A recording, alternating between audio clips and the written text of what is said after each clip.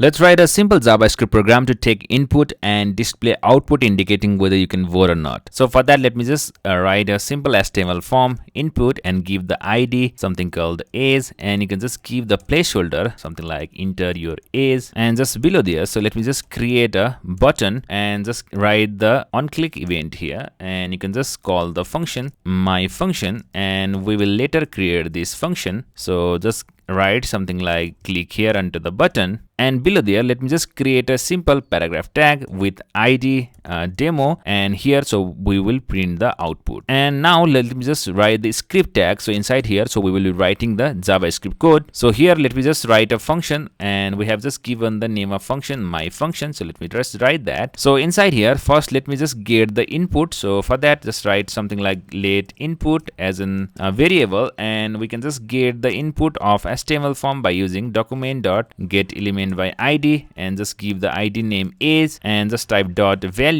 So here this value is used to get the current value of the HTML form. So once this is done, so let me just simply use the ternary operator to compare the age. So you can just simply type if input is less than 18, so you can just say simply like too young to vote, or else so if he or she is more than 18 years, so you can say you can vote. And you can just store this in some variable, something like let's say a vote status, and let me just simply print this vote status. Just write document.getElement by id. So just we will print inside this paragraph tag. So just write demo.innerHTML and just put this vote status here. So once this is done, so let me just simply run this program, and now if I just type the age something like 12 and click here, so you can see too young to vote, and if I just say something like 19, so you can see you can vote. So this is how this program works.